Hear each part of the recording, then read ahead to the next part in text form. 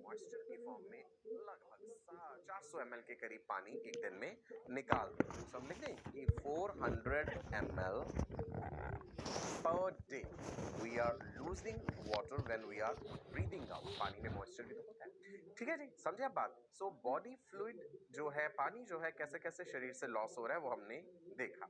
सो अगर इसी तरह से पानी का लॉस होता रहा तो जो हम 60% की बात कर रहे हैं ना, फिर वो घट के देखो एक दिन में 40% के करीब हो जाएगा। तो ये तो बड़ी गड़बड़ हो जाएगी। पानी का इंटेक भी बैलेंस होना चाहिए, हमें उतना पानी पीना ही पड़ेगा, है ना। अच्छा, बहुत एक्सेस में पानी पीना भी ठीक नहीं होता। अक्सर आप सुनते हैं लोग कहते हैं भाई पानी ज्यादा से ज्यादा पीजिए, नहीं, दैट इज रॉन्ग। अगर आप एक्सेस वाटर लेंगे तो वो यूरिन की फॉर्म में शरीर बाहर निकालेगा, और यूरिन जो बाहर जा रहा है उसमें सिर्फ पानी तो नहीं होगा, वो अपने साथ सॉल्ट्स भी ले जाएगा।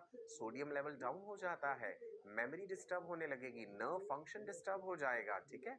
एक्सेस वाटर इनटेक भी बहुत नुकसानदायक साबित होता है। उतना ही पानी पिए जितनी आपके शरीर को जरूरत है, राइट जी। डिपेंड करता है ना कि आप किस तरह के एनवायरनमेंट में काम कर रहे हैं और आप कैसा काम कर रहे हैं। अगर आप एक एयर कंडीशन रूम में सारा दिन बैठे हैं, आपकी वाटर रिक्वायरमेंट एक मजदूर से जो खेतों में काम कर रहा है उससे तो डिफरेंट हो जाएगी ना, बिकॉज उसका वाटर लॉस भी उतना ज्यादा हो रहा है। So water intake, water loss, इसमें एक सही जो है बैलेंस होना बहुत जरूरी। Now, is there a sensor? क्या हमारे शरीर में कोई सेंसर है? Is there a sensor to sense the amount of body fluids and salts in our body? ऐसे ही पानी पीते रहो, ऐसे ही यूरिनेशन में पास आउट करते रहो, भाई ये तो ठीक बात नहीं होगी। प्रकृति ने, नेचर ने ये जो परफेक्ट मशीन बनाई है ह्यूमन बॉडी, इसमें सेंसर्स भी तो दिए होंगे कि भाई अगर गड़बड़ होने लगे कि पानी का लेवल ज्यादा है सॉल्ट का कम, या सॉल्ट का ज्यादा पानी का कम, तो कोई रेगुलेटरी मैकेनिज्म होना चाहिए जो इसे डिटेक्ट कर ले और फिर उस डिस्टर्ब्ड बैलेंस को वो सही कर दे। यही तो होम्योस्टेसिस है, maintenance of constant internal environmental conditions. जो है उस सेंसर को क्या कहते हैं? देखिए, लिख लीजिएगा नोट्स में, दे आर ऑस्मो रिसेप्टर्स। हमने कीमो रिसेप्टर्स के बारे में पढ़ा था जो केमिकल स्टिमुलस को डिटेक्ट करते हैं। ऑस्मो रिसेप्टर्स प्लाज्मा की ऑस्मोटिक कंसंट्रेशन को डिटेक्ट कर लेते हैं। आप जानते हैं भाई हमारे ब्रेन का एक बहुत इंपॉर्टेंट हिस्सा होता है hypothalamus. Are you familiar with this name? लिखेंगे साथ साथ, जिनको ये टर्म बहुत बड़ा लग रहा है प्लीज लिख लीजिए जरूर। हाइपोथैलेमस के साथ ही पिट्यूटरी ग्लैंड जुड़ी हुई होती है। पिट्यूटरी को हाइपोफाइसिस भी कहते हैं, ठीक है जी। हाइपोथैलेमस के साथ एक एंडोक्राइन ग्लैंड जुड़ी हुई है, that is called hypophysis, right? Hypophysis, or the other name is pituitary। तो इसके बारे में आपने थोड़ा बहुत जूनियर क्लासेस में भी पढ़ा होगा जब आपने एंडोक्राइन ग्लैंड्स के बारे में पढ़ा है ना। पिट्यूटरी में anterior pituitary, adenohypophysis, posterior pituitary, neurohypophysis, ये भी पढ़ा होगा। सो ऑस्मो रिसेप्टर्स में हाइपोथैलेमस का जिक्र क्यों आया? Because osmoreceptors are located in hypothalamus. Hypothalamus is a very very important structure. हमारा ब्रेन जो है मेजरली हम तीन हिस्सों में बांटते हैं, forebrain, midbrain, hindbrain. Forebrain में सेरिब्रम होता है, डायनसिफिलॉन होता है, ऑल्फैक्टरी लोब्स होते हैं। डायनसिफिलॉन जो है उसका फ्लोर हाइपोथैलेमस बनाता है। अभी आपको ये टर्मिनोलॉजी थोड़ी मुश्किल लग रही होगी, जब हम नर्वस सिस्टम पढ़ेंगे ना उसमें आप समझ जाएंगे सेरिब्रम क्या है, डायनसिफिलॉन क्या है, हाइपोथैलेमस क्या है। सो इतना जान लीजिए, हाइपोथैलेमस हमारे फोर ब्रेन का ही एक हिस्सा है। हाइपोथैलेमस बहुत इंपॉर्टेंट स्ट्रक्चर है। भूख लगना, प्यास लगना हाइपोथैलेमस रेगुलेट करता है। यहाँ ये शरीर का तापमान भी रेगुलेट करता है, थर्मोस्टेट ऑफ द बॉडी कहते हैं इसे। सेक्सुअल डिजायर्स, सेक्स लिबिडो, ये चीजें भी हाइपोथैलेमस से रेगुलेट होती हैं। फिलहाल हम जिक्र कर रहे हैं that osmoreceptors are located in hypothalamus. Please note down, ये क्वेश्चन इंपॉर्टेंट है, एग्जाम में पूछ सकते हैं। नाउ मैं आपको बताता हूं कि ये नेगेटिव फीडबैक का मतलब क्या है, ये होम्योस्टेसिस कैसे मेंटेन होता है। होम्योस्टेसिस तो आप समझ गए ना, maintenance of constant internal environmental conditions. Now होता क्या है कि जब कभी कोई स्टिमुलस है, एक्सटर्नल एनवायरनमेंट का कोई स्टिमुलस है, उस स्टिमुलस को किसने डिटेक्ट किया? किसी रिसेप्टर ने, सेंसरी रिसेप्टर ने। जैसे हमारी आईज है, रॉड्स एंड कोन्स हैं, फोटो रिसेप्टर्स हैं, लाइट को डिटेक्ट करती, राइट। हमारी स्किन के पास थर्मो रिसेप्टर्स हैं, टेम्परेचर को डिटेक्ट करते हैं। ऐसे ही मैं जिक्र कर रहा हूं कि हाइपोथैलेमस में ऑस्मो रिसेप्टर्स हैं। तो स्टिमुलस को डिटेक्ट करते हैं रिसेप्टर्स, राइट, जो कि सेंसर बोल सकते हैं आप उसके लिए। सेंसर मैसेज भेजेंगे फिर किसी कंट्रोल सेंटर को, जहां से चीजें कंट्रोल होनी है। अच्छा चलो हम लगा लेते हैं, एक कंडीशन लेते हैं कि भाई बहुत ज्यादा तापमान बढ़ गया, बहुत ज्यादा गर्मी हो गई है बाहर, है ना। गर्मी जब हो जाती है तो उसका नतीजा क्या होता है? एंड रिजल्ट, हमें पसीना बहुत ज्यादा आने लगता है ना, स्वेटिंग होने लगती है, प्रोफ्यूज स्वेटिंग। स्वेटिंग हो जाने से क्या फायदा हो जाएगा? जब वो स्वेट, वो पसीना इवेपोरेट करेगा, हल्की सी भी हवा चली पसीना इवेपोरेट करेगा। Evaporation gives you a cooling effect. तो शरीर ने किसी स्टिमुलस को डिटेक्ट करा, स्टिमुलस था इंक्रीज इन टेम्परेचर, हमें गर्मी लगने लगी, अनकंफर्टेबल हुए। वो मैसेज पहुंचा हमारे हाइपोथैलेमस तक। हाइपोथैलेमस ने देखा, अरे शरीर का तापमान बाहर से बढ़े जा रहा है, मुझे कुछ करना पड़ेगा इसे ठीक करने के लिए। हाइपोथैलेमस ने जो है वो इनडायरेक्टली मैसेज भेजा इफेक्टर ऑर्गन तक। इफेक्टर ऑर्गन हमने यहाँ पे स्किन ले ली है, ब्लड वेसल्स तक भी जाएगा मैसेज। इफेक्टर ऑर्गन स्किन तक जब मैसेज आया तो स्वेट ग्लैंड्स ने ज्यादा स्वेट बनाना शुरू कर दिया। So this is how a kind of loop और the feedback mechanism is operating in the body, जो कि किसी भी स्टिमुलस के रिस्पॉन्स में इफेक्टिवली चीजों को रेगुलेट करता है। ठीक है जी, समझे आप ये एग्जांपल? गर्मी ज्यादा लगने से पसीना ज्यादा आ गया। अगर हम देखें कि भाई अगर ठंड ज्यादा लगी, मान लो बहुत ज्यादा टेम्परेचर लो कर दिया आपने बाहर, 10 डिग्री, 9 डिग्री, 8 डिग्री, हम ठंड से कांपने लगते हैं, शिवरिंग होने लगी। ये क्यों हुआ? जब हमारे स्किन के रिसेप्टर्स ने, सेंसर्स ने वो डिक्रीज्ड टेम्परेचर को डिटेक्ट करा, ये मैसेज पहुंचा शरीर के हाइपोथैलेमस तक। हाइपोथैलेमस ने मसल्स को मैसेज दिया, इफेक्टर ऑर्गन्स को, कि भाई तुम कांपने लगो, इनवॉलेंटरली शिवरिंग करो। शिवरिंग से थर्मोजेनेसिस होगा, हीट जनरेट होगी। तो ये बॉडी का अपना एक मैकेनिज्म है कि वो घटा हुआ तापमान, वो कम तापमान से शरीर स्वयं को बचा सके। तो जब हम कांपते हैं, शिवर करते हैं ना, शिवरिंग थर्मोजेनेसिस कहते हैं उसे, उससे मसल्स में हीट जनरेट होती है, राइट। ये मैंने क्यों बताया? बिकॉज हम ऑस्मो रिसेप्टर्स वाला जो मैकेनिज्म है ऑस्मो रेगुलेशन का, उसे इस तरीके से रिलेट करेंगे। डिक्रीज हुआ जब बॉडी फ्लूइड, बॉडी में जो पानी है उसमें कमी आई, ऑस्मो रिसेप्टर्स इसे डिटेक्ट कर लेंगे। अगर सॉल्ट का कंसंट्रेशन बढ़ेगा तो पानी का कंसंट्रेशन, पानी का लेवल बदलता है। सॉल्ट एंड वाटर रिलेटेड है, आप ये बात जानते हैं। अगर हमारे ब्लड में बहुत ज्यादा सॉल्ट का लेवल हो जाएगा, सो आप देखिए आसपास के टिश्यूज में से निकल के पानी ब्लड में जाने लगेगा। ब्लड में सॉल्ट लेवल कम हो गया तो ब्लड का पानी बाहर निकलने लग जाएगा ब्लड वेसल से। ठीक है, चलिए आगे बढ़ते हैं। What are osmoreceptors? Sensory receptors which can sense the changes in blood volume, iron concentration. ये वो सेंसरी रिसेप्टर्स है जो डिटेक्ट कर लेते हैं आयंस का लेवल एंड वाटर लेवल। सादी भाषा में याद रखिए, ठीक है जी। ऑस्मो रिसेप्टर्स कहां पे लोकेटेड है? ये हाइपोथैलेमस में लोकेटेड है। What happens when the body loses water? मान लीजिए बहुत ज्यादा गर्मी में है, हम बहुत ज्यादा पसीना आ रहा है, पानी का लॉस हो रहा है, सो होगा क्या फिर उससे? देखिए जी, when the body loses water, the blood volume is going to decrease. Obvious सी बात है, शरीर से ढेर सारा पानी निकल गया, ब्लड वॉल्यूम डिक्रीज हो गया। ब्लड का वॉल्यूम डिक्रीज हुआ है तो ऑब्वियसली ब्लड का प्रेशर भी चेंज हो जाएगा। वॉल्यूम एंड प्रेशर तो रिलेटेड है। ब्लड प्रेशर कम हो गया तो जो GFR है, ग्लोमेरुलर फिल्ट्रेशन रेट, याद है आपको? मान लीजिए ये है जी हमारा बोमेन्स कैप्सूल और ये है प्रॉक्सिमल कॉन्वोल्यूटेड टिब्यूल, PCT। यहां से अफरेंट आर्टेरियोल ब्लड लेके आया, कैपिलरीज का गुच्छा बना, इफरेंट आर्टेरियोल ब्लड को आगे ले गए। हम ये बात कर रहे हैं कि इस अफरेंट आर्टेरियोल में अगर ब्लड प्रेशर चेंज हुआ, क्या फर्क पड़ जाएगा GFR पे, ग्लोमेरुलर फिल्ट्रेशन रेट पे? ग्लोमेरुलर मेम्ब्रेन के थ्रू चीजें फिल्टर होकर के बोमेन्स कैप्सूल की कैविटी में आ रही हैं। और जो फिल्ट्रेट यहाँ पे बन रहा है उसी को कहते हैं, क्या कहते हैं जी? नेफ्रिक फिल्ट्रेट और ultra filtrate. Nephric filtrate, glomerular filtrate, ultra filtrate. Composition याद है? Plasma minus proteins and fats. What is glomerular filtration rate? Amount of nephric filtrate formed by all nephrons of both kidneys in 1 minute. 125 ml प्रति minute बताया था ना, एक दिन का 180 litre तक हो जाता है, लेकिन ये सारे का सारा बाहर पास आउट नहीं होता, शरीर से रीअब्सॉर्ब कर लेता है और इसका बहुत ही कम पार्ट जो है 0.8% के करीब यूरिन की फॉर्मेशन में बाहर जाता है। हम ये डिस्कस कर रहे हैं शरीर का ब्लड वॉल्यूम जो है वो डिस्टर्ब हो जाने से किस प्रकार से यूरिन आउटपुट पे असर पड़ेगा।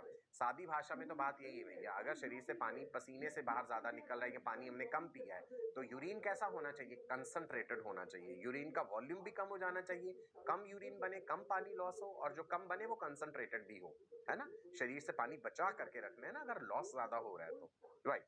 तो वही बात यहाँ समझाई गई है, ब्लड वॉल्यूम कमी हो जाने से ब्लड प्रेशर कम हो जाएगा, there will be decrease in GFR, glomerular filtration rate decreases, ठीक है? यूरिन आउटपुट कम होने लगेगा। Is it clear? Now glomerular filtration rate को भी मेंटेन करके रखना शरीर के लिए जरूरी है। ये ना तो बहुत ज्यादा होना चाहिए ना ही बहुत कम होना चाहिए। बहुत कम हो जाएगा तो शरीर के मेटाबॉलिक वेस्ट भी बाहर नहीं निकल पाएंगे properly. If the GFR is too low, अगर ये बहुत ही कम हुआ, metabolic wastes like urea and excess mineral salts will not get filtered from the blood into the renal tubules. अगर GFR कम है तो भी प्रॉब्लम है, अगर GFR बहुत ज्यादा है तो भी प्रॉब्लम है। सो जो नॉर्मल GFR लेवल है वो मेंटेन्ड रहना चाहिए। हाइपोथैलेमस के जो ऑस्मो रिसेप्टर्स हैं, जब उन्होंने डिटेक्ट कर लिया ये message, they will stimulate the restoration of body fluids and they will increase the glomerular filtration rate. देखिए ब्लड पूरे शरीर में फ्लो कर रहा है, ब्लड में हम प्लाज्मा की बात करें, ब्लड प्लाज्मा पूरे शरीर में फ्लो कर रहा है और ये ब्रेन तक भी पहुंच रहा है, ब्रेन में हाइपोथैलेमस तक भी पहुंच रहे हैं। हाइपोथैलेमस के पास जो ब्लड वेसल्स पहुंचेंगी उसमें प्लाज्मा का अगर कंसंट्रेशन गड़बड़ हुआ तो हाइपोथैलेमस को पता चल जाएगा, ऑस्मो रिसेप्टर्स को पता चल जाएगा कि भाई बॉडी फ्लूइड कंसंट्रेशन में कुछ गड़बड़ है, वॉल्यूम में गड़बड़ है और अब मुझे ऑपरेट करके उसे ठीक करना है। कैसे ठीक करता है वो, ये देखिए। Osmoreceptors are found in hypothalamus. बार बार मैंने जिक्र करा, ये क्वेश्चन पूछा जा सकता है नीट एग्जाम में, दैट ऑस्मो रिसेप्टर्स कहां पाए जाते हैं? Hypothalamus. Hypothalamus is a small region in the brain above the pituitary gland. मैंने आपको बताया कि हाइपोथैलेमस फोर ब्रेन का हिस्सा है। पिट्यूटरी ग्लैंड जिसे पहले मास्टर एंडोक्राइन ग्लैंड कहा जाता था वो इसके साथ जुड़ी है, मटर के दाने जितनी छोटी सी ग्लैंड होती है। And hypothalamus is also very small structure, it is highly vascular, blood supply बहुत ज्यादा है, 4 ग्राम के करीब वजन होता है इसका, ठीक है जी। सो ये रही पिट्यूटरी ग्लैंड और ये हाइपोथैलेमस में ऑस्मो रिसेप्टर्स प्रेजेंट है। पिट्यूटरी ग्लैंड में भी दो मेजर हिस्से होते हैं, neuro hypophysis and adeno hypophysis, ठीक। नाउ हाइपोथैलेमस और पिट्यूटरी का जिक्र हम कर क्यों रहे हैं यहाँ पे? हाइपोथैलेमस के पास ऑस्मो रिसेप्टर्स हैं, उन्होंने प्लाज्मा की बदलती कंसंट्रेशन को डिटेक्ट करा। एक बड़ा इंपॉर्टेंट हार्मोन हाइपोथैलेमस बनाता है जिसका हमने पिछले सेशन में भी जिक्र किया था, that is ADH. Can you tell me the full form of ADH? Anti-diuretic hormone. क्या है जी? Anti-diuretic hormone, दूसरा नाम वेसोप्रेसिन। हाइपोथैलेमस ये हार्मोन बना के न्यूरॉन्स के थ्रू भेज देता है पिट्यूटरी ग्लैंड तक, न्यूरो हाइपोफाइसिस को। तो हाइपोथैलेमस कहता है कि भाई मैंने हार्मोन बना लिया है, न्यूरॉन्स तुम जाकर के इसे पोस्टीरियर पिट्यूटरी में स्टोर कर दो, जब जरूरत होगी शरीर को पोस्टीरियर पिट्यूटरी से ही ADH रिलीज होगा। तो हमने ये रिलेशन समझना है, प्लाज्मा की बदलती कंसंट्रेशन हाइपोथैलेमस के ऑस्मो रिसेप्टर्स ने डिटेक्ट करी और हाइपोथैलेमस ने बनाया ADH। खास तरह के न्यूरॉन्स हैं जो ये हार्मोन बनाते हैं, न्यूरो हार्मोन इसे कहते हैं, न्यूरॉन्स के द्वारा बनाया गया। सो ADH क्या है? ADH is a neuro hormone. And what is the full form? Anti-diuretic hormone. ये डायूरेसिस नहीं होने देता. जब इसके नाम में एंटी डायूरेटिक आ रहा है ना, सो डायूरेसिस शब्द का मतलब है excessive volume of dilute urine. तो ये डाइल्यूट यूरिन एक्सेस वॉल्यूम में नहीं बनने देगा. ये एंटी है उस चीज के, इसीलिए हमने एंटी डायूरेटिक कहा है. जानते हैं इसके बारे में और आगे देखिए. ये जो ऑस्मो रिसेप्टर्स है ना राजा बेटा, they sense the high ionic concentration and lower water concentration. इन्हें प्लाज्मा का ion concentration and water concentration पता चल जाता है. आयंस का लेवल बढ़ा यानी पानी कम हुआ. इन्हें पता चल गया भाई पानी कम हुआ है शरीर में, तो इसका मतलब है जो यूरिन बन रहा है उसमें पानी बाहर ज्यादा ना जाने दो, क्योंकि पानी पहले ही कम हो चुका है. समझिएगा रिलेशन. वाटर कम हुआ, ऑस्मो रिसेप्टर्स ने कहा अच्छा ठीक है पानी का लेवल कम है ना, हम ऐसा कुछ कर देंगे कि अब शरीर पानी को बाहर नहीं फेंकेगा, यूरिन डाइल्यूट नहीं होगा, तो ये एंटी डायूरेटिक हार्मोन सिक्रीट हो जाएगा. कहां पे? पोस्टीरियर पिट्यूटरी से रिलीज होगा, ब्लड में जाएगा. Blood transports the hormone. Blood के थ्रू होता हुआ ये हार्मोन किडनीज तक पहुंचेगा, नेफ्रॉन्स तक पहुंचेगा. नेफ्रॉन्स में इसके लिए खास तरह के रिसेप्टर्स हैं. डीसीटी पर है, डिस्टिल कॉन्वोल्यूटेड टिब्यूल पर एंड कलेक्टिंग टिब्यूल पर. वहां पे जाके ये कुछ ऐसा मैकेनिज्म करेगा, डीसीटी और सीटी से कहेगा तुम पानी रीअब्सॉर्ब कर लो, पानी को बाहर मत फेंकना ज्यादा. क्यों? क्योंकि पानी पहले ही कम हो रखा है. तो एंटी डायूरेटिक हो गया ना. Is it clear? राइट. चलो. So they sense the high ionic concentration and lower water concentration, osmoreceptors. They trigger the hypothalamus to produce ADH. Hypothalamus के खास तरह के न्यूरोसिक्रीटरी सेल्स से ये ADH जो है बनवाएंगे, और हाइपोथैलेमस में बना हुआ वो एंटी डायूरेटिक हार्मोन कहां बना है? न्यूरोसिक्रीटरी सेल्स ऑफ द हाइपोथैलेमस में. तो ये पहुंच जाएगा पोस्टीरियर पिट्यूटरी तक. ये देखिए ये किसके जरिए आ रहा है? ये भी पूछ सकते हैं कौन कैरी कर रहा है इस न्यूरो हार्मोन को? Axons of the neurons. ये ब्लड सर्कुलेशन के थ्रू नहीं आया.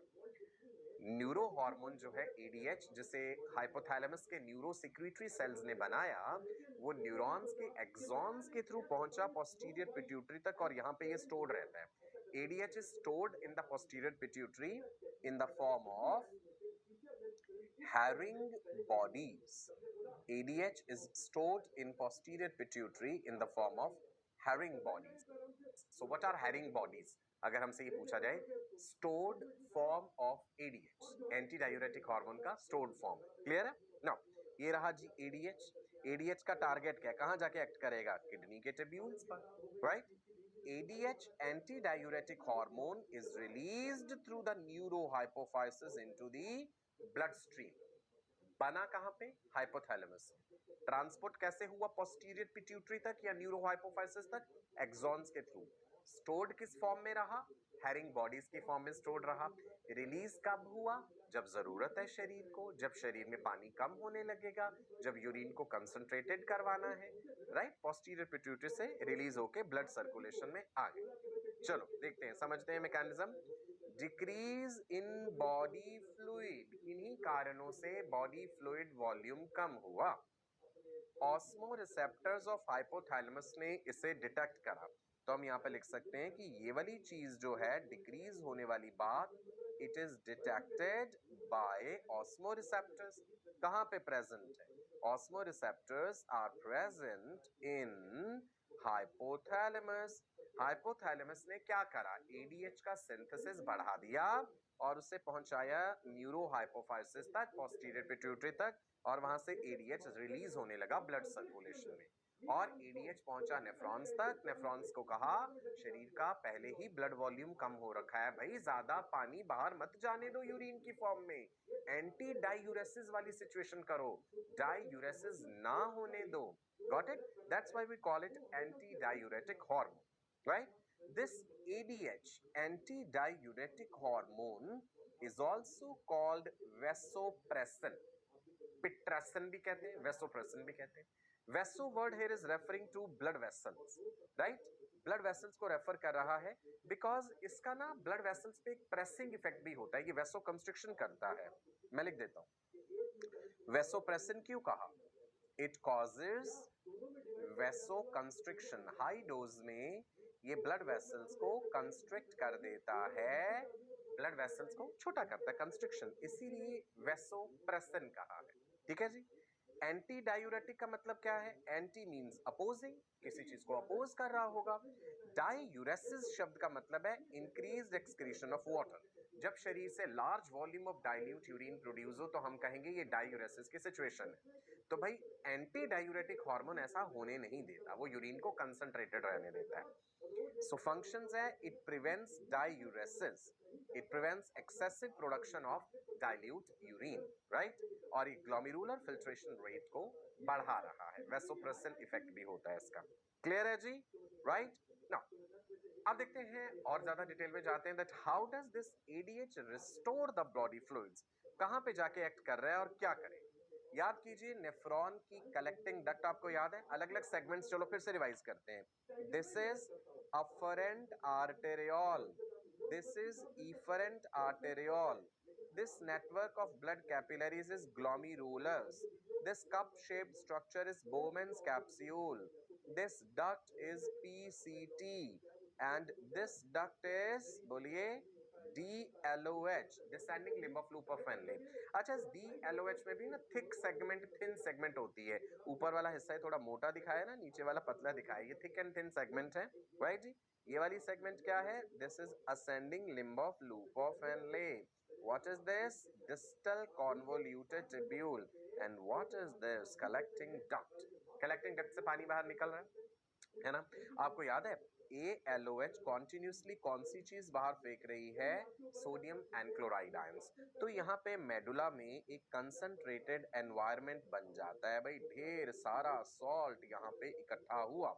सो इस सॉल्ट के कारण पानी DCT और CD में से बाहर निकलता है। तभी तो मैंने कहा था कि नॉर्मली जो यूरिन प्रोड्यूस होता है वो हाइपरटोनिक होता है। नॉर्मली जो हम यूरिन बनाते हैं वो कैसा है? हाइपरटोनिक। हाइपरटोनिक किसके कंपैरिजन में? किसी के कंपैरिजन में ही तो हाइपरटोनिक कह रहे हैं ना, प्लाज्मा के कंपैरिजन में। It is 4 times more concentrated, कितने गुना ज्यादा? 4 times more concentrated than plasma. Okay, plasma कितना है? 300 मिलीऑस्मॉल्स और यूरिन हो जाएगा 300 into 4 यानी 1200 मिलीऑस्मॉल्स, राइट। लेकिन शरीर जब चाहे डाइल्यूट यूरिन भी बना सकता है। ओके चल, सो मैं क्या बताने जा रहा था कि एंटी डायूरेटिक हार्मोन का अब क्या रोल है भैया, वो क्या करेगा। एंटी डायूरेटिक हार्मोन के रिसेप्टर्स DCT पर भी हैं और CD पर भी हैं, कलेक्टिंग डक्ट पर भी हैं।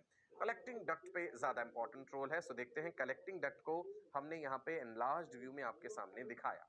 ये है कलेक्टिंग डक्ट का ल्यूमेन, राइट, कलेक्टिंग डक्ट का ल्यूमेन। और ये एक सेल दिखा दिया है हमने कलेक्टिंग डक्ट का। दूसरी तरफ आपको मेडुला का इंटरस्टिशियल फ्लूइड और ये रही वासा रेक्टा। वासा रेक्टा होती है काउंटर करंट एक्सचेंजर। वासा रेक्टा कहेगी कि भैया मुझे जो देने हैं तुमने दे दो, जो सॉल्ट पानी बाहर निकल रहा है मैं उसे वापस ब्लड में लौटा दूं। ठीक है जी। सो एंटी डायूरेटिक हार्मोन ने क्या करा है, गौर से देखिएगा। इधर आपको ये चैनल्स नजर आ रहे हैं, ये यहाँ पे हमने ये जो 2 ऐसे निशान दिखाए, ये वाले एक्वापोरिन्स हैं, प्रोटीन्स होते हैं। एंटी डायूरेटिक हार्मोन इन एक्वापोरिन्स का, एक्वा पानी, पोरिन मतलब वो पोर्स जिनके थ्रू पानी पास कर सके। सो ये ऐसे करके दिखाए गए ना, ये एक्वापोरिन्स, ये पानी के लिए चैनल्स हैं। एंटी डायूरेटिक हार्मोन इनका नंबर बढ़ा देगा, जिसके कारण distal convoluted tubule and collecting duct में पानी एंटर कर गया। ये ब्लू कलर से हमने वाटर दिखा दिया, ठीक है जी। और इस पानी को अल्टीमेटली कहाँ जाना है? वासा रेक्टा में जाना है, उसी में समा जाना है। सो ये देखिए किस प्रकार से एंटी डायूरेटिक हार्मोन ने कलेक्टिंग डक्ट के ऊपर एक्ट करके एक्वापोरिन्स नाम के प्रोटीन्स को बढ़ा दिया ताकि पानी का एब्जॉर्प्शन हो सके, पानी शरीर से बाहर ना जाए। देखो 100% एब्जॉर्प्शन नहीं हो जाएगा, सारे का सारा पानी प्रोड्यूस होकर हम कोई सॉलिड यूरिन थोड़ी बना सकते हैं, ठीक है जी। सो काफी ज्यादा मात्रा में पानी एब्जॉर्ब हो जाएगा, जो कि वासा रेक्टा को, शरीर को लौटा दिया जाएगा ब्लड सर्कुलेशन के थ्रू, ठीक है। Is it clear? एक बार फिर से देख लें। Now decrease in the body fluid हुआ किन्हीं कारणों से ऑस्मोरिसेप्टर्स ने डिटेक्ट करा जो कि हाइपोथैलेमस में प्रेजेंट है, न्यूरो हाइपोफाइसिस ने रिलीज करा है एंटी डायूरेटिक हार्मोन जिसके कारण there is increase in water reabsorption. कैसे? कलेक्टिंग टिब्यूल्स, कलेक्टिंग डक्ट के ऊपर जाके वो एक्ट करा, पानी का रीअब्जॉर्प्शन बढ़ा दिया और चीजें मेंटेन हो गई। We have both the mechanisms, हम कंसंट्रेटेड यूरिन भी बना सकते हैं और हम डाइल्यूट भी बना सकते हैं। यहाँ तो हम कम वाली बात लेके चल रहे हैं, डिक्रीज। इसका उल्टा सोचो, आपने ढेर सारा पानी पी लिया, फ्लूइड इंटेक ज्यादा है, तो क्या होगा? जब ये फ्लूइड इंटेक ज्यादा हो गया तो जो प्लाज्मा है वो डाइल्यूट हो गया। डाइल्यूटेड प्लाज्मा जब पहुंचा है हाइपोथैलेमस के पास, ऑस्मो रिसेप्टर्स को ये भी पता चल जाएगा कि भाई प्लाज्मा का कंसंट्रेशन गड़बड़ हो रखा है, इतना सारा पानी है तो शरीर से बाहर निकालो भैया, शरीर में रखने की जरूरत नहीं है। जब पानी को शरीर से बाहर फेंक देना है तो यानी डायूरेसिस करवाना है, large volume of dilute urine should be produced, तब एडीएच का सिंथेसिस एंड सिक्रीशन डाउन चला जाएगा। एडीएच का सिंथेसिस एंड सिक्रीशन डाउन चला जाएगा जिसके कारण large volume of dilute urine will be produced. So please remember, body has the mechanism to produce hypertonic urine as well as hypotonic urine। अच्छा आपको बताता हूं, आपने ये चीज सुनी होगी कि अल्कोहल लेने के बाद, right, when people consume alcohol the frequency of urination increases। Bar bar urine pass out करने के लिए जाना पड़ता है अल्कोहल लेने के बाद। ऐसा क्यों होता है? अल्कोहल जब ब्लड में पहुंचा, सर्कुलेट करता हुआ ब्रेन तक पहुंचा, ब्रेन के अलग अलग हिस्सों पे अलग अलग तरह का असर दिखाता है। अल्कोहल सप्रेसेस, अल्कोहल क्या करता है? It suppresses the release of ADH, anti diuretic hormone के रिलीज को सप्रेस कर देता है। अब जब एडीएच का लेवल डाउन हो गया, एडीएच जो काम कर रहा था शरीर के अंदर पानी एब्जॉर्ब करवा के रखने का, वो काम नहीं होगा। So large volume of dilute urine will be produced. समझे अब बात? एडीएच का सिंथेसिस सिक्रीशन डाउन हो गया, एडीएच अब एक्ट नहीं कर पा रहा जहां पे वो एक्ट कर रहा था। एक्वापोरिन प्रोटीन्स का नंबर बहुत कम है, पानी एब्जॉर्ब नहीं हो रहा, पानी बाहर जा रहा है। You getting it? So after alcohol consumption the frequency of urination increases, right? Now जो क्रॉनिक अल्कोहलिक्स होते हैं, जिन्हें बहुत लंबा समय हो जाता है अल्कोहल लेते हुए, उनमें बहुत सारी चीजों की कमी हो जाती है। विटामिन बी कॉम्प्लेक्स की, जिंक की, आयरन की डेफिशिएंसी हो जाती है। बिकॉज जब शरीर से लार्ज अमाउंट ऑफ वाटर बाहर जाएगा तो सिर्फ पानी ही तो नहीं जाएगा, पानी अपने साथ सॉलेबल, वाटर सॉलेबल विटामिन और मिनरल्स को भी ले जाता है। सो विटामिन सी की कमी होने लगेगी, विटामिन बी कॉम्प्लेक्स की कमी हो जाएगी। यही कारण है कि बहुत से क्रॉनिक अल्कोहलिक्स बी कॉम्प्लेक्स जो होता है विटामिन, उसका सप्लीमेंट भी लेते रहते हैं। अगर ऐसा नहीं करते हैं सो क्या होता है? हाथ कांपने लग जाते हैं, ऐसे न्यूरोमस्कुलर कोऑर्डिनेशन डिस्टर्ब हो जाता है, मेमोरी लॉस होने लगता है, वर्निके कॉर्सैकॉफ सिंड्रोम हम पढ़ेंगे, याददाश्त कमजोर होने लगती है उनमें, और न्यूरोमस्कुलर कोऑर्डिनेशन जो है वो डिस्टर्ब हो जाता है विटामिन बी कॉम्प्लेक्स की कमी में। ठीक है जी, राइट? और विटामिन सी तो खट्टी चीजों में होता है, जैसे सैलड में नींबू डाल लिया तो उससे भी विटामिन सी की पूर्ति हो जाती है, विटामिन बी कॉम्प्लेक्स की नहीं हो पाएगी। Chronic alcoholics are deficient of vitamin B complex. Reason? Because excess alcohol ले रहे हैं, एडीएच का सिंथेसिस सिक्रीशन डाउन है, ज्यादा वाटर लॉस हो रहा है, वाटर के साथ वाटर सॉल्युबल चीजें शरीर से बाहर चली जाएंगी। ठीक है? चाय या कॉफी का भी तो डायूरेटिक इफेक्ट होता है ना, ज्यादा चाय कॉफी पिए तो यूरिनेशन बार बार जाना पड़ता है। क्यों? क्योंकि वहां भी यही हो रहा है, वो डायूरेटिक इफेक्ट दिखा रही है, एडीएच का सिंथेसिस सिक्रीशन डाउन कर देते हैं चाय कॉफी में जो कैफीन होता है उसके कारण। इसीलिए the person goes for urination again and again. Right? चलिए आगे बढ़ सकते हैं। इंटरेस्टिंग बातें हैं ना, आज लग रहा है कि आप डॉक्टर बन रहे हैं। What happens when body has excess water? वही बात की भाई, अगर कम पानी था तो हमने देखा, अब एग्जैक्टली उसका उल्टा देख लेते हैं कि भाई अगर ज्यादा पानी है, increase in the body fluid हो गया, आपने पानी ज्यादा पी लिया। ऑस्मो रिसेप्टर्स ने ये बात भी पकड़ ली, ऑस्मो रिसेप्टर्स ने ये बात कहां पास ऑन कर दी? हाइपोथैलेमस को। और उसके बाद क्या हो जाएगा? हाइपोथैलेमस जो है वो एडीएच का सिंथेसिस सिक्रीशन जो है वो डाउन कर देगा, बहुत ही कम कर देगा। एडीएच प्रोडक्शन जो है वो सप्रेस हुआ, leading to water reabsorption in the collecting tubules. Right? ये करेंगे। एडीएच का सिंथेसिस एंड सिक्रीशन जब डाउन हो जाता है तो ऑब्वियस सी बात है, वाटर जो रीअब्जॉर्प्शन हो रहा था वो बहुत ही कम हो जाएगा, and water will be passed out in the urine dilute mechanism हो गया, समझ गए ना? कंसंट्रेटिंग मैकेनिज्म भी है और डाइल्यूटिंग मैकेनिज्म भी होता है. So this ADH controls reabsorption of water in the collecting tubule, right? अगर लो ADH है तो सिचुएशन क्या है और अगर हाई ADH है तो सिचुएशन क्या है, दोनों बातें आपके सामने लिखी हुई है. ठीक है जी. नाउ एक और हार्मोन भी याद रखना जो सॉल्ट लेवल मेंटेन कर रहा है यहाँ पे, दैट इज एल्डोस्टेरॉन. मैंने पिछले सेशन में भी आपको बताया था aldosterone is salt retaining hormone, है ना? एल्डोस्टेरॉन कहाँ से रिलीज हो रहा है? एड्रीनल ग्लैंड से. एड्रीनल ग्लैंड कहाँ है? सुप्रारीनल भी कहते हैं उसे, किडनी के ऊपर पाई जाती है. एडरीनल, एडजेसेंट टू रीनल, है ना, इसीलिए कहते हैं. अच्छा, यूरिन के बारे में कुछ बातें यहाँ पे लिखी हैं, जानते हैं भाई. देखिए यूरिन के कलर को लेकर के आप देखिए क्या दिखाया गया है. नो कलर बोला गया है अगर बहुत ही एक्सेसिव फ्लूइड इनटेक है, पानी बहुत ज्यादा पिया है, so obviously excess water pass out हो रहा है. येलोइश कलर जो है आइडियल है, हल्का येलोइश कलर है, और कौन सी पिगमेंट के कारण है? That is urochrome. यूरिन का पीएच भी बताया था कितना है, पीएच इज 6. बाकी डिपेंड करता है कि डाइट क्या ली जा रही है, उसके हिसाब से पीएच वेरी कर जाता है. डार्क येलो है अगर यूरिन, इसका मतलब है पानी का इंटेक कम है. ठीक है, यूरिन डार्क येलो है. ओके. एम्बर कलर जो है इनसफिशिएंट फ्लूइड है, तो उसका मतलब है कि पानी बहुत कम पी रहा है इंसान. एंड ऑरेंज कलर है, इसका मतलब है कि पानी इंटेक कम है, और हो सकता है कि कुछ ऐसी चीजें भी खाई जा रही हैं डाइट में जिसमें उस तरह का पिगमेंट प्रेजेंट है, जैसे बीट रूट चुकंदर आप खाएंगे तो यूरिन का कलर चेंज होगा. आपने कोई दवाई खाई है, मेडिसिन ले रहे हैं, तो भी यूरिन का कलर चेंज हो जाएगा.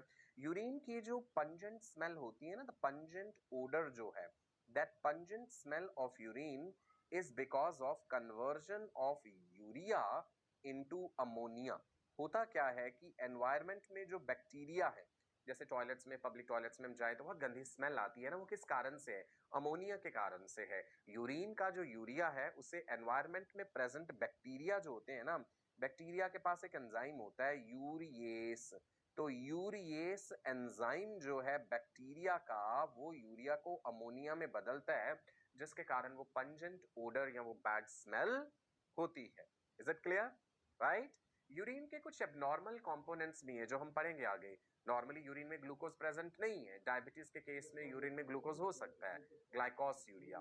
कीटोन बॉडीज का लेवल ज्यादा है तो कीटोन यूरिया. प्रोटीन्स अगर बहुत ज्यादा है, प्रोटीन यूरिया या एल्बुमिन यूरिया. अगर फ्री हेमोग्लोबिन प्रेजेंट है, we call it haemoglobin urea.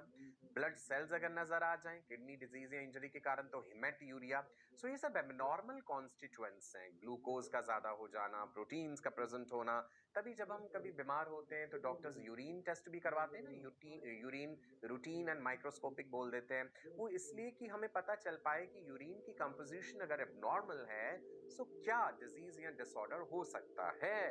ठीक है जी. राइट. नाउ ADH जो है, it also increases the glomerular filtration rate. Now देखिए जी, when the body is losing water, see what is happening.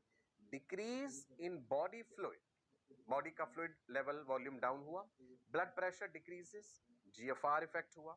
Osmo receptors को सारी कहानी पता चली और हाइपोथैलेमस ने कहा कि भाई पोस्टीरियर पिट्यूटरी, तुम ज्यादा ADH जो है रिलीज करो. राइट. और ADH जो है कंस्ट्रिक्शन ऑफ ब्लड वेसल्स, मैंने कहा था ना ADH का दूसरा नाम वेसोप्रेसिन. ठीक है जी. और ब्लड प्रेशर फिर इंक्रीज हुआ जब ब्लड वेसल्स जो है वो कंस्ट्रिक्ट हो गई, तो GFR इंक्रीज हो गया, मतलब एक बैलेंस बन गया. सो किडनीज, ब्लड और साथ में हाइपोथैलेमस, ये एक तरह का फीडबैक मैकेनिज्म ऑपरेट कर रहा है ना. एक चीज कहां से डिटेक्ट हो रही है, मैसेज किसको जा रहा है, फिर रिस्पॉन्स कैसे हो रहा है. This is how your body is maintaining homeostasis, that is constant internal environmental conditions. Now when there is a fall in GFR, जब glomerular filtration rate कम हुआ है, juxtaglomerular cells are triggered. ये JG cells क्या है? ठीक है जी. JG cells का full form लिखिए, juxtaglomerular cells.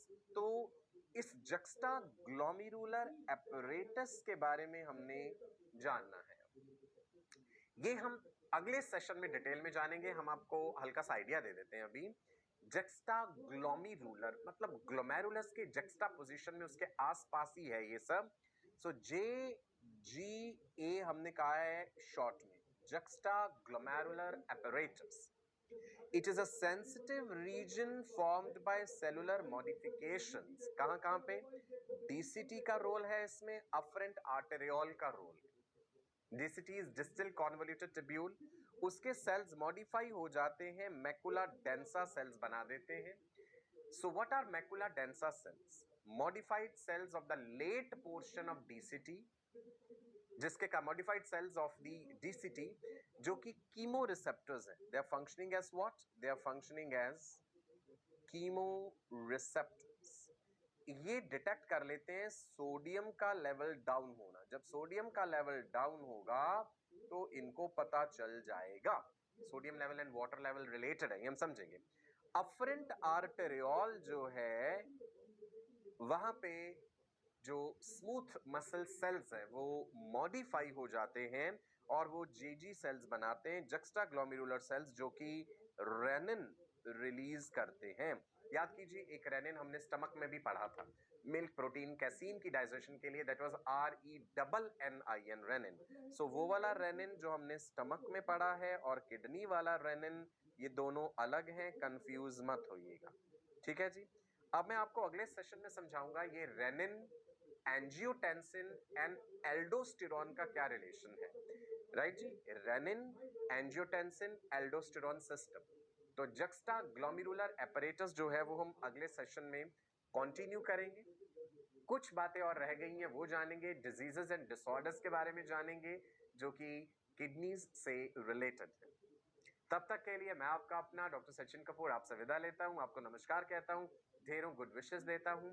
पढ़ते रहिए, खुश रहिए और विद्या बांटते रहिए. अपने मेंटर्स के कांस्टेंट टच में रहिए. कहीं कोई प्रॉब्लम होती है, कोई डाउट होते हैं, जरूर डिस्कस कीजिए. डेली प्रैक्टिस पेपर्स जरूर प्रैक्टिस कीजिए. There is no shortcut to success. जिंदगी में कुछ पाने के लिए बहुत कुछ खोना पड़ता है. राइट.